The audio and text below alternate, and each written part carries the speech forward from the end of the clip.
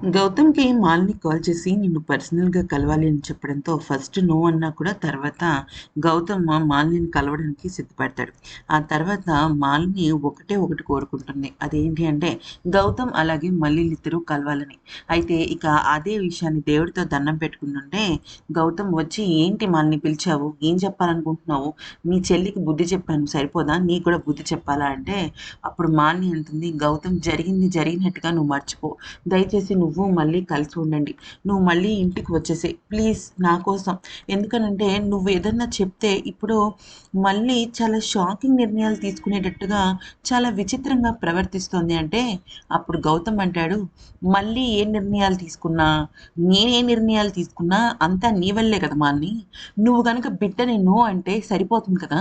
నువ్వెందుకని ఇలా చేస్తున్నావో నాకు అర్థం కావటం లేదంటే" అప్పుడు మాలిని అంటుంది, "నాకు తల్లయ్యే యోగం లేదు.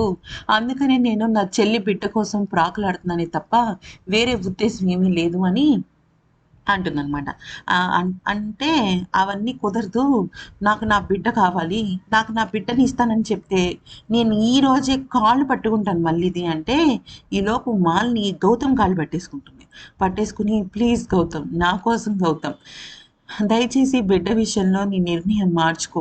నువ్వు మా ఇంటికి మళ్ళీ ఇంటికొచ్చేయి. మళ్ళీ నువ్వు కలిసి ఉండండి. ఇది నా హంబుల్ రిక్వెస్ట్" అంటే అప్పుడు గౌతమ్ అంటాడు, "నేనెన్ని సార్లు నీ కాళ్ళు, నీ అమ్మ వసుంధర కాళ్ళు పట్టుకున్నానో లెక్కలేదు.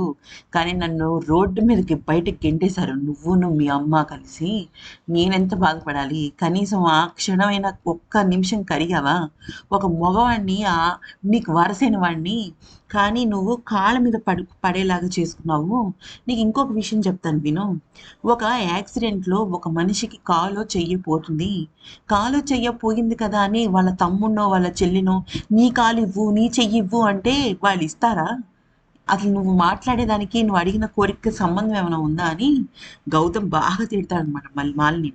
అప్పుడు మాలిని అంటుంది, "నువ్వు నన్ను యాక్సిడెంట్‌తో పోల్చావంటే అసలు నేను దాంతో కూడా పోల్చకూడదు. నేను చాలా నిజాయితీగా మాట్లాడాను. మల్లికి ఇద్దరు పిల్లలు పుట్టే యోగం ఉన్నప్పుడు నువ్వు బిడ్డని అడిగావు. ఆ యోగం మళ్ళీ కోల్పోయింది అని తెలిసిన తర్వాత కూడా నువ్వు మారలేదంటే మాత్రం నేను నీ మాట వినను, మల్లి మాట వినను.